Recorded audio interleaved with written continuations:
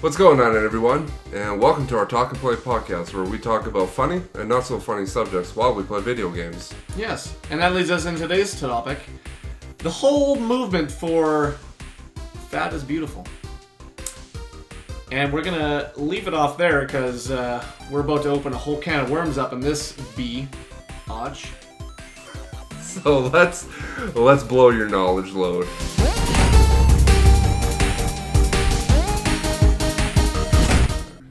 Well, hey, y'all, chicken nuggets. Chicken nuggets? What's going on, Put everybody? down the chicken nuggets. Yeah, put it down. That is the whole purpose of today's video. This whole big is beautiful movement that seems to be quite popular lately. And you're even seeing it on the cover of, like fitness magazines and stuff like that. Yeah. Okay. So, here's the way I see it. We are talking about, I don't know what the percentage would be. You're going to want to use the big guy to throw. Yeah. People who are obese, that are obese because they have a metabolic issue. You know, something's not working properly, they're not able to, metabolize food and break it down properly, so, you know, they're overweight just because they have no choice. And then we look at, the other 95 to 99% of obese people who are strictly obese because they just eat whatever they want to eat and don't move and they just don't want to put the food down. It's not I understand being confident with your body and all, but at the same time, it's not healthy. You're not being healthy. Yeah. I think the biggest... This is classic. Yeah, you gotta bounce all the way up. I think the reason why I dislike it the most is because when you're putting this in magazines, and just to be transparent here, I have an equal amount of hate for the magazines that put an extremely Photoshop model on the cover of a magazine, or, you know, Instagram models who are constantly either photoshopping or getting surgeries to have those unrealistic measurements in their body. And you know, it leads to a lot of people with gender dysphoria, and they have, you know, they become anorexic and as well as bulimic. And I do think that's a tragedy. I think that that's terrible, and I don't think that media should do that. However, on the other side of the spectrum, you have these people that are, morbidly obese. And when you kind of look at that definition of it, you know, they are fat, but they are also impacting their life. So when you're in a media outlet stance of it, and you're saying big is beautiful and there's nothing wrong with it, you're essentially teaching young people that there's nothing wrong with putting your life in jeopardy. Because realistically, that's what it is. When you're overweight, it's not a matter of, oh, I want to feel beautiful in my own skin. It's that you are going to die a lot sooner. You are literally dying from the fat inside of your body. Yeah, okay, so let's talk about some of the effects that you're more likely when you're overweight to get. So we're looking at things like osteoarthritis. You're having bone issues because just the sheer mass on your bones that normally wouldn't be there is causing them to deteriorate. You're looking at, you know, you can develop certain types of cancer you're more susceptible to. You can have kidney, liver problems. You can have stroke, heart disease. Being obese is very hard on your heart because even if your cholesterol is fine and, you know, your blood pressure, that can be fine, you still have all this fat that is now clogging up different parts of your body, and it's making certain organs in your body work much harder than they need to. So all these effects, we were looking at this one article where it was saying that a lot of to measure obesity, they look at your BMI, your body mass index, and it's usually you need to fall within a certain percent. It's your weight and your height. It's like a ratio of the two determines this BMI. And if it's 40 to 60% your BMI, you are 424% more likely than a healthy person to develop all these symptoms that we just talked about. 424% more likely. Yeah, and so just to put that into relative terms, so in the article that we were kind of reading, inside of it did bring up smoking, because that is like the number one thing that I hear from people. Well, at least I'm not a smoker, and it's comparative to smoking. So just on a life expectancy, you go through your entire life and you die of old age, okay? Smoking typically lowers your life expectancy by 10 to 15 years, sometimes 20, depending if you're a pack a day, 2 pack a day smoker, depending on the severity. No! It is pretty much the exact same thing for somebody who's obese. So we do not accept smokers, and when, they're having health issues, you'll hear people say, you absolutely do deserve what you got. When you look at the statistics, like Josh said, 424%, even if you do not succumb to that 424% likelihood of getting, strokes, cancer, heart disease, any of this life-threatening stuff, even at the end of your life, you're still looking at losing 10 to 20 years off of your life, depending on the severity. Well, you're putting so much extra stress on your heart. It's like you've lived an extra 10 to 20 years because your heart has had to work that much harder. And, we shame people who smoke. It's like, oh, that's a disgusting habit. That's a filthy habit. It's unacceptable to be a smoker. We put all the warning labels on the cigarettes. That's law. You have to do that to try and deter people from smoking. But then we're going to say something that's equally as dangerous, and we're going to start promoting it and saying that that's a good thing. Oh, you should be happy, you're beautiful, blah, blah, blah. It's like, why is one thing better than the other? They're both equally as dangerous. Yeah. But we're saying that one is okay and one's not. How can we justify that? You can't.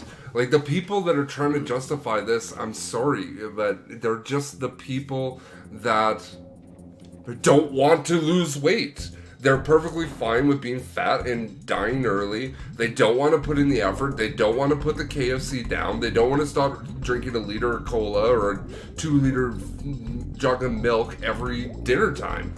And it's disgusting that, we're saying this is okay. It's okay for us to give this unrealistic, unhealthy body image to the younger generation and completely pulling the wool over everyone's eyes. Like, what are we doing as a nation?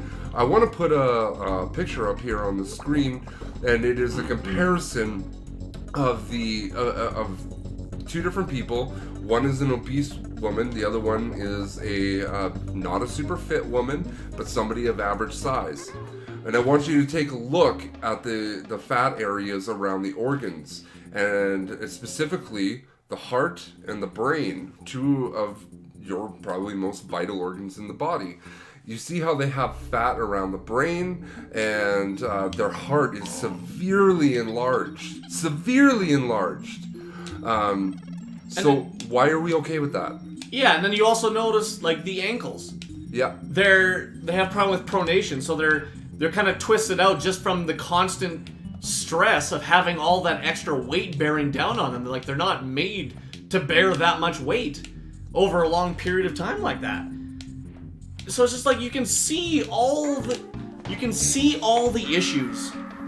Like, it's visible. And there's science and research behind all this to back it up, and then yet we're telling people that this is fine, and yeah, that's okay. Go ahead and be big, be unhealthy if you want. It's it's your body. Do what you want. It's like, well, shouldn't we promote people being healthy? Like, if you look at the obesity rates in like the States, in like the UK and all these different places, like, they're so far up compared to what they were before. Yeah.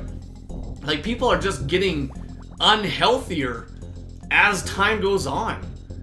I don't know whether it's just, we're promoting bad foods, like, your fast foods. Obviously, that's like the number one thing that people contribute to a lot of the stuff, right? It's like, oh, it's the fast foods. They like their McDonald's, like their KFC, whatever. I mean, that doesn't help, but it's like also at home, they're eating unhealthy stuff too. It's like, you're eating all the quick stuff like KD or whatever, stuff that's really bad for you, and just because it's easy. And, I mean, you could definitely... Nice.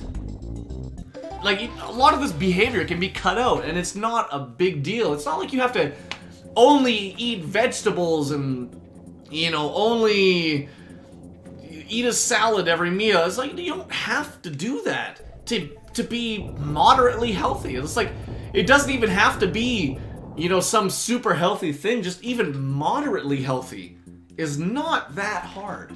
I think that is one of the biggest things too, because I fall into the category of somebody that puts on weight because of medical shit, and I have in the past. But even for me, like, I don't think people understand how relatively easy it can be to lose weight.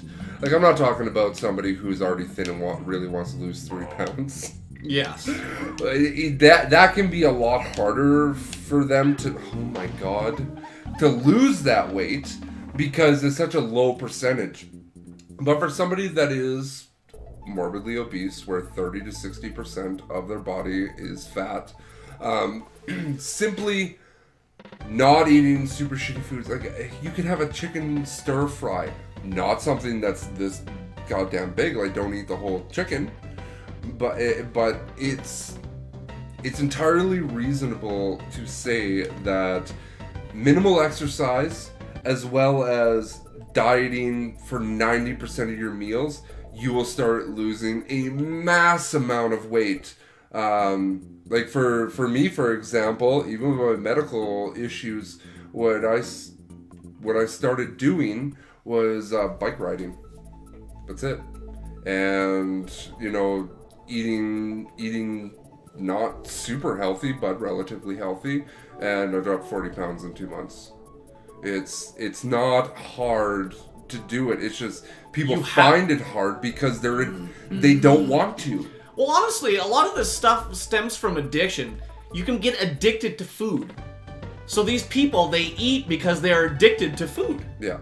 And they don't want to stop. It's the same as any other addiction. Like, my girlfriend actually had like a Coke addiction, like Coca-Cola, and she used to have 2-3 a day. You know how much sugar and like other bad stuff that's in there, like how bad that is for you? Yeah. And it was an addiction. And she had to, like, I had to help her. We had to, make a conscious effort to try and get her to cut down on that. Because, I mean, that much sugar, you're going to develop diabetes. Yeah. Like, I mean, just these, and like the extra weight from all the sugar, right? So it's stuff that is preventable, but, a lot of times it comes from being addicted. Like, it is an addiction, really. Yeah. It's funny that you bring up the whole relationship aspect of it. I did online dating for a long, long time, and you get catfished a lot in online dating, where you show up and they've taken a picture from above them like this, or some of them had some real voodoo magic that were there. I swear to God, some of them were Photoshop. And you show up, and I'm not trying to be mean, but you show up, and the person that shows up is 3 people larger than the person that you thought you were going to meet. Well, it's the same thing. Like, as a guy, yeah. If you were to say, "Oh, I'm 6 feet tall," and you show up and you're 5'8", yeah, you hear girls talk about that all the time, and that's a big deal, right? That's yeah. You're not 6'8", or 6 feet, you're 5'8". I ain't dating no guy that's 5'8". It's the same thing. Yeah, like honestly, they can't grow, but you cannot be a fatty. Well. This kind of shit just really bothers me. But anyways, back to the story was that, the girls would show up and they knew what they were doing. Absolutely, they knew what they were doing. They were unhappy with their body. Instead of doing something with it, they tried to trick guys into meeting with them. Yeah. And the problem that I have with that is that I was very honest in a nice way. I just said, you know what, I don't think that we should go through with this date. They're like, why? And I said, well, because to be honest with you, you're starting this off by lying to me, and I don't date large people because for the simple fact of, what are they going to die in 10 years? From a heart attack, from a stroke, from whatever? They can't do physical activities because, you know, if we had kids, you know, 15 years in the future, when they have developed severe arthritis, they're not going to be able to do anything. Yeah. So, I'm not saying that you're not pretty, you're not beautiful, or whatever. Just because you're large, you know, you might have a very, very nice face. You might be very pretty. Yeah, like nobody's saying that you still might not find them attractive. No. But I mean, first of all, you got to be forthright about it, and second of all, you still got to be healthy. It's not like we're trying to shame people. It's just we want people to be healthy. Yeah. That's what it is. I mean, like, you're going to be a burden on the healthcare system from, you're going to need a heart transplant in however many years. You're going to need a kidney liver transplant. You're going to need all these things, like all these medical issues that could just be avoided by eating kind of healthy. Yeah. Like at the end of the day, you know, like I said, you might be an attractive person, but you are doing yourself a disservice, and it's extremely disingenuous of you to tell everyone that you are just as healthy as a thin person, because you are not. You know you are not. A simple research in Google will tell you you are not. A simple doctor's visit to your family doctor will tell you that you are not. I'm sure a lot of people that might be watching this that are overweight have been to the doctor and they've said, you know, for health reasons, you do need to start losing weight. And people get mad at that when they get told that, because I kind of equate it to the whole anti-vaxxer shit, because it's just kind of turning a blind eye to what science is. Like that picture that was on the screen a little while ago, do you not see the enlarged heart? Do you not see the fat on the brain? Do you not see all the organs that are basically being suffocated by that fat? You are going to die. You're dying. Do something about it. And don't tell people that it's okay to be the way that you are. I don't know. I mean, it's the same thing as smoking. It's like you wouldn't have any second thoughts about telling somebody that they need to stop smoking, right? Yeah. Like nobody. I feel like nobody would have a problem with. I would have an issue with that. Yeah. But all of a sudden, we can't say that though because we're body shaming. But she needs some ammo. So. I mean, I guess on that note, we'll leave her off there. Yeah. And we'll see you guys next time. Goodbye. Goodbye.